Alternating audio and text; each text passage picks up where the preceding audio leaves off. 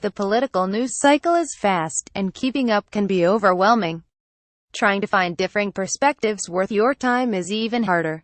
That's why we have scoured the internet for political writing from the right and left that you might not have seen. Has this series exposed you to new ideas? Tell us how. Email us at ourpicks@nytimes.com. For an archive of all the partisan writing roundups, check out Our Picks.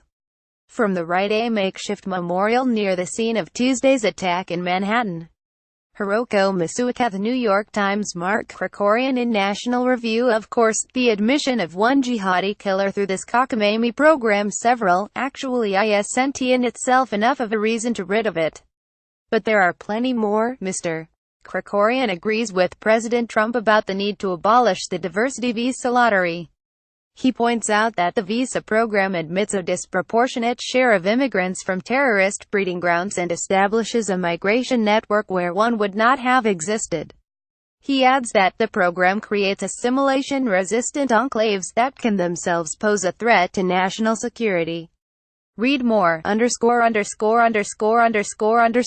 Shapiro in the Daily Wire. Isn't radical Islam just as horrifying as white supremacism, and isn't white supremacism just as statistically non-representative of Confederate flag owners throughout the South as radical Islam is of observant Muslims across the country? Mr.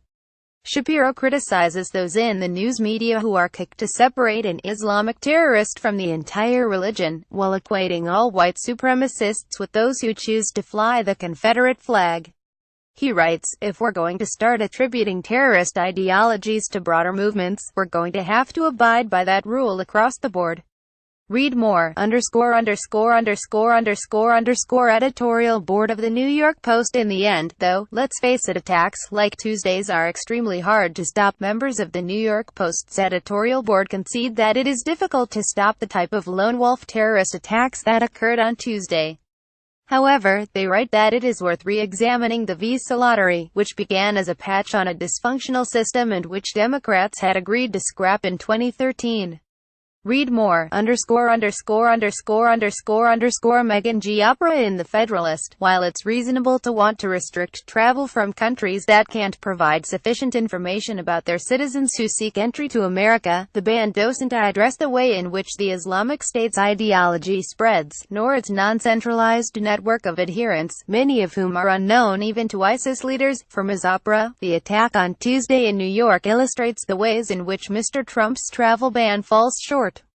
Though she acknowledges that the travel ban never claimed to be able to prevent all terror attacks, she reminds her readers that the United States must develop a system for combating self-radicalized terrorists, or those who are inspired by the Islamic State from afar. Read more. From the left. After the attacks, President Trump said he wanted to end the diversity visa lottery. Tom Brenner. The New York Times. Julianne Hing in The Nation. The visa lottery is a rare opportunity for those who are not already well-educated, wealthy or well-connected to immigrate legally to the U.S. Ms. Hing points out that it is incredibly difficult to legally immigrate to the United States without having a family member or a corporate sponsorship. Moreover, most who come through professional avenues are scientists, corporate executives, software engineers, athletes. For her, the diversity visa lottery is the clearest articulation of the stereotypical American dream: chance, luck, opportunity, egalitarianism, diversity. Read more. Zaid Jilani in The Intercept. It's notable that if a shooter is Muslim, the question seems less likely to be asked at all, even if the attacker, in this case, emerges from a truck waving a BB gun and paintball gun, an act that displays a dubious tethering to reality. Mr. Jilani has noticed that the public processes attacks perpetrated by Muslims differently from those perpetrated by white people. When a white person is involved in a mass shooting or active violence, questions about his or her mental health invariably crop up. Not so with a Muslim attacker, Mr. Jilani writes. However, he argues that if Muslim terrorists were routinely subjected to this sort of examination in popular media, it might help increase public understanding of the dynamics that fuel terrorism. Read more, ________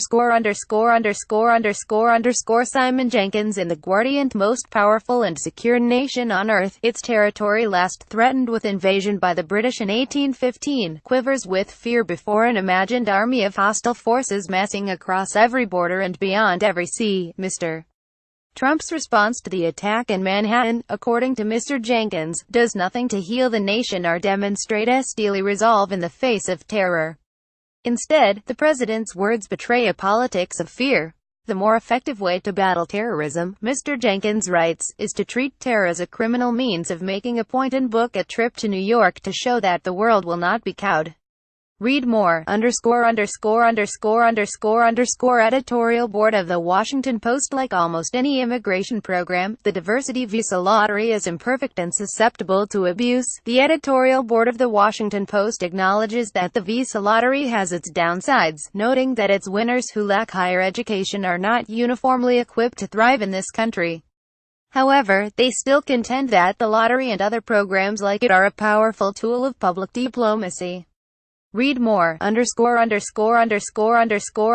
from the Center Editorial Board of USA Today. Perhaps Trump is unaware that the program was part of a major bipartisan law signed in 1990 by former Republican President George H.W. Bush. There are two conclusions to be drawn from Tuesday's attack, according to the Editorial Board of USA Today. The first is that though the attack was devastating and deadly, its scale and execution nonetheless betrays a weakened the Islamic State as its caliphate crumbles in Iraq and Syria. Second, its members note, Mr. Trump's response to the attack makes a bad situation worse. They compare Mr. Trump's divisive language with that of President George W. Bush after the 9/11 attacks, which they write were powerful messages of resolve, resilience and tolerance. Read more, ______. Finally, from our readers CLW in New Jersey. Terrorism is terrorism, whether it is carried out by a domestic or foreign actor. Why is it that we only seem to feel the need to take action in the latter case? Read more about what New York Times readers had to say about the definition of terrorism, ______. Want the partisan writing roundup in your inbox? Sign up for the morning briefing newsletter or the What We're Reading newsletter.